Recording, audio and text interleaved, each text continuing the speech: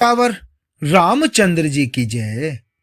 रामायण अयोध्या कांड द्वितीय सोपान मास परायण का 15वां विश्राम भाग 3।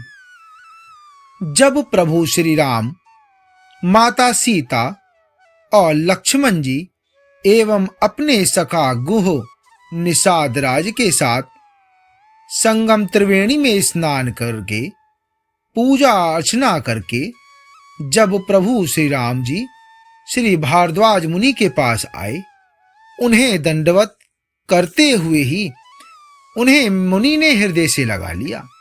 मुनि के मन का आनंद कुछ कहा नहीं जाता, मानो उन्हें ब्रह्मानंद की राशि मिल गई हो। मुनीश्वर भारद्वाज ने आशीर्वाद दिया। उनके हृदय में ऐसा जानकर अत्यंत आनंद हुआ कि आज विधाता ने श्री सीता जी और लक्ष्मण जी सहित प्रभु श्री रामचंद्र जी के दर्शन कराकर मानो हमारे संपूर्ण पुण्यों के फल को लाकर हमारी आंखों के सामने कर दिया। कुशल पूछकर मुनिराज ने उनको आसन दिया और प्रेम सहित पूजन करके उन्हें संतुष्ट कर दिया। फिर मानो अमृत के ही बने हों ऐसे अच्छे अच्छे कंद मूल फल और अंकुर ला कर दिए। सीता जी, लक्ष्मण जी और सेवक गुह सहित श्री रामचंद्र जी ने उन सुंदर मूल फलों को बड़ी रुचि के साथ खाया। थकावट दूर होने से श्री रामचंद्र जी सुखी हो गए। तब भारद्वाज जी ने उनसे कोमल वचन कहे कि हे राम, आपका दर्शन करते ही आज मेरा तप, तीर्थ सेवन और त्याग सफल हो गया। आज मेरा जप, योग और वैराग्य सफल हो गया और आज मेरे संपूर्ण शुभ साधनों का समुदाय भी सफल हो गया। लाभ की सीमा और सुख की सीमा प्रभु के दर्शन को छोड़कर दूसरी कुछ भी नहीं है। आपके दर्शन से मेरी सब आशाएं पूर्ण हो गईं। अब कृपा करके यह वरदान दीजिए कि आपके चरण कमलों में मेरा स्वाभाविक प्रेम हो। जब तक कर्म, वचन और मन से छल छोड़कर मनुष्य आपका दास नहीं हो जाता, तब तक करोड़ों उपाय करने से भी स्वप्न में भी वह सुख नहीं पाता। मुनि के वचन सुनकर उनकी भाव भक्ति के कारण आनंद से तृप्त हुए भगवान श्री रामचंद्र जी ने लीला की दृष्टि से सकुचा गए। तब अपने ऐश्वर्य को छिपाते हुए श्री रामचंद्र जी ने भारद्वाज मुनि का सुंदर सुयश करोड़ों अनेकों प्रकार से कहकर सबको सुनाया। उन्होंने कहा कि हे मुनीश्वर, जिसको आप आदर दें वही बड़ा है और वही सब गुण समूहों का घर है। इस प्रकार श्री राम जी और मुनि भारद्वाज जी दोनों परस्पर विनम्र हो रहे हैं और अनिर्वाचनीय सुख का अनुभव कर रहे हैं।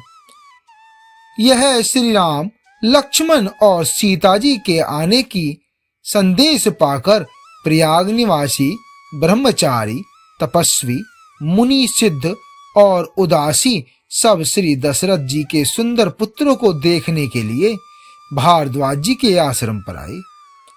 श्री रामचंद्र जी ने सब किसी को प्रणाम किया। नेत्रों का लाभ पाकर सब आनंदित हो गए और परम सुख पाकर आशीर्वाद देने लगे।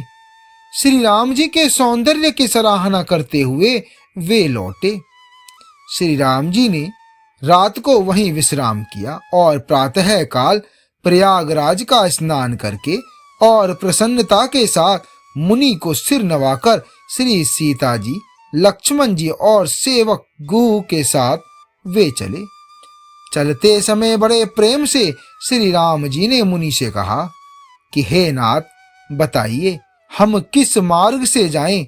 मुनि मन में हंसकर श्री राम जी से कहते हैं कि आपके लिए सभी मार्ग सुगम हैं। फिर उनके साथ के लिए मुनि ने शिष्यों को बुलाया। साथ जाने की बात सुनते ही चित्त में हर्षित हो कोई 50 शिष्य आ गए। सभी का श्री राम जी पर अपार प्रेम है। सभी कहते हैं कि मार्ग हमारा देखा हुआ है। तब मुनि ने चुनकर 4 ब्रह्मचारियों को साथ कर दिया, जिन्होंने बहुत जन्मों तक सब सुकृत पुण्य किए थे। श्री रघुनाथ जी प्रणाम कर और ऋषि की आज्ञा पाकर हृदय में बड़े ही आनंदित होकर चले। जब वे किसी गांव के पास होकर निकलते हैं, तब स्त्री पुरुष दौड़कर उनके रूप को देखने लगते हैं।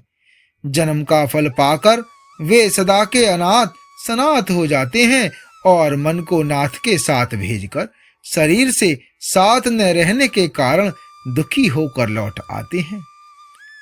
विदा किए बटु विनय करी, फिर पाई मन काम। उतर ही नहाए जमुन जल, जो शरीर सम श्याम। तदनंतर श्री राम जी ने विनती करके चारों ब्रह्मचारियों को विदा किया कि वे मन चाही वस्तु अनन्य भक्ति पाकर लौटे। यमुना जी के पार उतरकर सबने यमुना जी के जल में स्नान किया, जो श्री रामचंद्र जी के शरीर के समान ही श्याम रंग का था। यमुना जी के किनारे पर रहने वाले स्त्री पुरुष यह सुनकर कि निषाद के साथ 2 परम सुंदर सुकुमार नवयुवक और एक परम सुंदरी स्त्री आ रही है, सब अपना अपना काम भूल कर दौड़े और लक्ष्मण जी, श्री राम जी और सीता जी का सौंदर्य देखकर अपने भाग्य की बड़ाई करने लगे। उनके मन में परिचय जानने की बहुत सी लालसाएं भरी हैं, पर वे नाम गांव पूछते सकुचाते हैं। उन लोगों में जो वयोवृद्ध और चतुर थे, उन्होंने युक्ति से श्री रामचंद्र जी को पहचान लिया। उन्होंने सब कथा सब लोगों को सुनाई कि पिता की आज्ञा पाकर ये वन को चले हैं। यह सुनकर सब लोग दुखित हो पछता रहे हैं कि रानी और राजा ने अच्छा नहीं किया।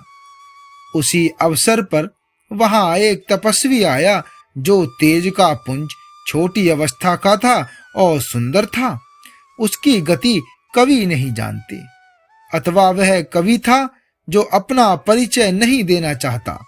वह वैरागी के वेश में था और मन, वचन तथा कर्म से श्री रामचंद्र जी का प्रेमी था। इस तेज पुंज तापस के प्रसंग को कुछ टीकाकार छेपक मानते हैं और कुछ लोगों के देखने में यह अप्रशंसिक, सांगिक और ऊपर से जोड़ा हुआ सा जान भी पड़ता है, परंतु यह सभी प्राचीन प्रतियों में हुई गोसाई जी अलौकिक अनुभवी पुरुष थे। पता नहीं यहाँ इस प्रसंग के रखने में क्या रहस्य है, परंतु यह छेपक तो नहीं है। इस तापस को जब कभी अलिखित कति कहते हैं, तब निश्चय पूर्वक कौन क्या कह सकता है।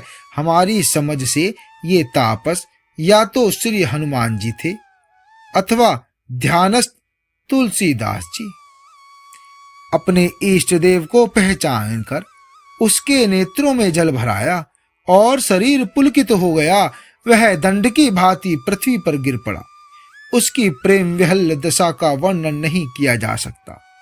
श्री राम जी ने प्रेम पूर्वक पुलकित होकर उसको हृदय से लगा लिया। उसे इतना आनंद हुआ मानो कोई महादरिद्री मनुष्य पारस पा गया हो। सब कोई देखने वाले कहने लगे कि मानो प्रेम और परमार्थ परम तत्व दोनों शरीर धारण करके मिल रहे हैं। वह लक्ष्मण जी के चरणों लगा। उन्होंने प्रेम से उमंग कर उसको उठा लिया। फिर उसने सीता जी की चरण धूलि को अपने सिर पर धारण किया। माता सीता जी ने भी उसको अपना छोटा बच्चा जानकर आशीर्वाद दिया। फिर निषाद राज ने उसको दंडवत की।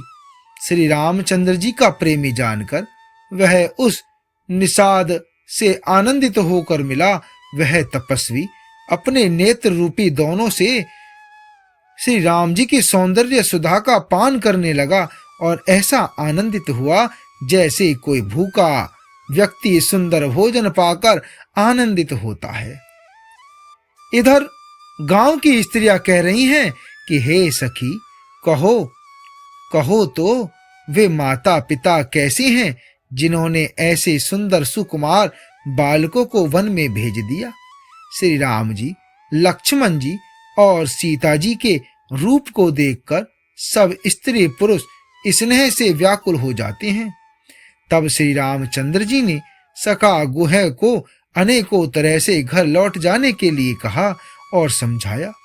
श्री रामचंद्र जी की आज्ञा को सिर चढ़ाकर उसने अपने घर को गमन किया। फिर सीता जी, श्री राम जी और लक्ष्मण जी ने हाथ जोड़कर यमुना जी को पुनः प्रणाम किया और सूर्य कन्या यमुना जी की बड़ाई करते हुए सीता जी सहित दोनों भाई प्रसन्नता पूर्वक आगे चले। मार्ग में जाते हुए उन्हें अनेकों यात्री मिलते हैं। वे दोनों भाइयों को देखकर उनसे प्रेम पूर्वक कहते हैं कि तुम्हारे सब अंगों में राज चिन्ह देखकर हमारे हृदय में बड़ा सोच होता है। ऐसे राज चिन्हों के होते हुए भी तुम लोग रास्ते में पैदल ही चल रहे हो। इससे हमारी समझ में आता है कि ज्योतिष शास्त्र झूठा ही है। भारी जंगल और बड़े बड़े पहाड़ों को दुर्गम रास्ता है, तिस पर तुम्हारे साथ सुकुमारी स्त्री है। हाथी और सिंहों से भरा यह भयानक वन देखा तक नहीं जाता। यदि आज्ञा हो तो हम साथ चलें। आप जहां तक जाएंगे वहां तक पहुंचाकर फिर आपको प्रणाम करके हम लौट आएंगे। इस प्रकार वे यात्री प्रेमवश पुलकित शरीर हो और नेत्रों में प्रेमाश्रुओं का जल भरकर पूछते हैं, किंतु कृपा के समुद्र श्री रामचंद्र जी कोमल विनय युक्त वचन कहकर उन्हें लौटा देते हैं। आगे का भाग 4 में। जय श्री राम।